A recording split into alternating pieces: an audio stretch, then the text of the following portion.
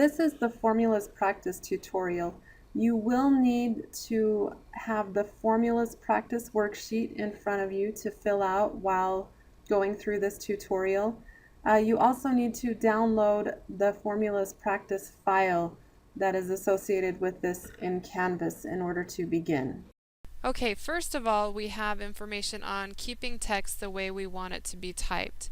Now this is not a formula, it's just an additional keystroke that we would type. If we click in cell C2 and we want to type in the current date, let's say that it is April 4th.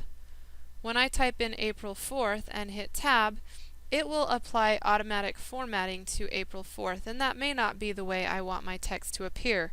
Maybe I want it to be April space 4. So what we can do in Excel is add an apostrophe, and that is the key right next to your enter key, and then I can type in April 4 and hit tab. The apostrophe goes away, but the text stays the way that we would want it. So on your formula or function, you would put the apostrophe. For the example, you would put apostrophe April 4, and what it does, it keeps text exactly how we type it. Next up, we're going to learn how to do addition. The formula for this is called the sum formula, S-U-M.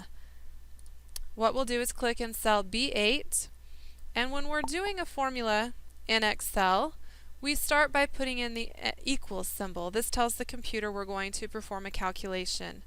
Now with addition, there is the feature called sum. So we'll type in the word sum, and you'll see it come up in a drop-down list below. You can double-click on that name from the drop-down list. It adds an opening parenthesis. Then we simply have to highlight the values that we want to add, and then put a closing parenthesis and press tab. Now another way we can do this is also to use our auto sum. That is a button that's up here in the editing group. You just need to click in the cell where you'd like the answer to appear. Then you can click on your auto sum button and it will make a guess as to what you would like to add up. If for some reason it chose the wrong area, maybe I wanted to add up these three, then I can just simply click and highlight the area that I do want to select. And then I can press enter to come up with the answer. So on your formulas notes, you'll write in the formula as being sum.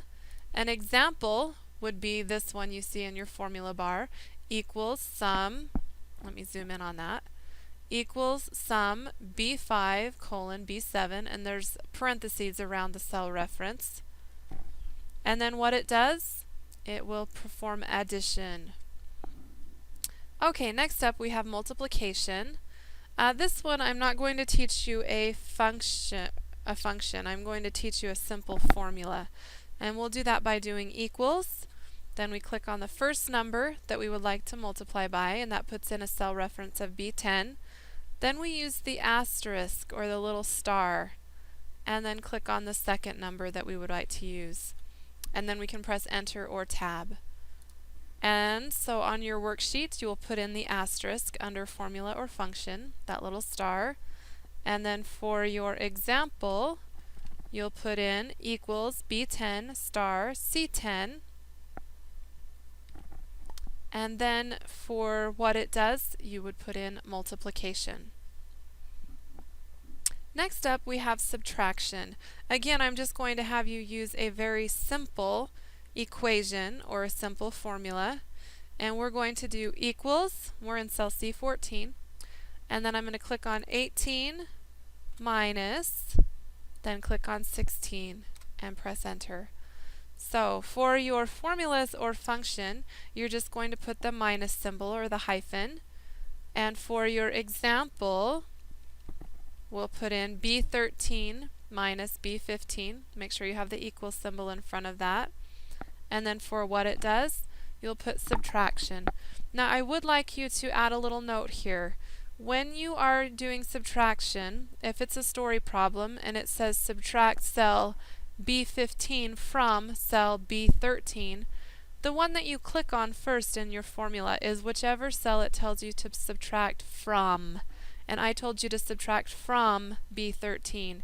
So your formula would be B13 minus B15. Be really careful, otherwise you'll end up with a negative number where you don't want a negative to appear.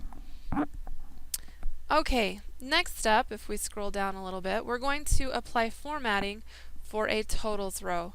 And what we do on our formatting for a totals row is we highlight from the word totals over to the last number in our spreadsheet. Notice we did highlight some blank cells in between.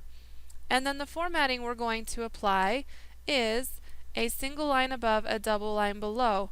And if we come up here to the font group and click on the drop down, there's an option that says top and double bottom border. So on your totals row, you would apply a top and double bottom border. You can add that under your section labeled Other Notes on your worksheet. Okay, next we have copying a formula. I'm going to click in cell B24 and I'm going to do just a simple addition formula. So I'm going to do equals, click on the number 15, plus, and then I'm going to click on the number 20. And that gives me the answer of 35. Now I could continue to enter that same formula all the way across this, but that can take some time. So it's very helpful if instead we use a fill feature. Now there's a couple ways you can use this. You can use the fill handle, which is found by moving your mouse pointer on top of the little square in the bottom right hand corner of your active cell, and it'll turn into a solid black plus symbol. You can click and hold and drag to the right and then let go, and it'll copy that formula. You can also highlight the original cell and the two cells to the right of it that you would like to fill to, and up in your editing group there is a fill button.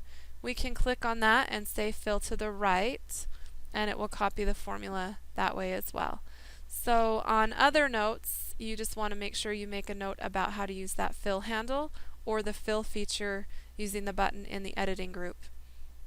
The last thing you need to know how to do is to convert your spreadsheet to text. I like to have you turn in a version that is a text version and a version that would be a nice printout that you could turn in to your boss. So to convert to text so I can see your formulas, you hold down the control key and you press the button above tab, which has that little squiggly line or the accent mark, and that's called your tilde button. So if I do control tilde, it will show me the formulas inside each cell. And then to change it back to the original view, you can do control tilde again and change it back. Okay, go ahead and add that under other notes as well. And then that's all you'll add to your Excel formulas for today. We'll add a few more as we do some projects later on.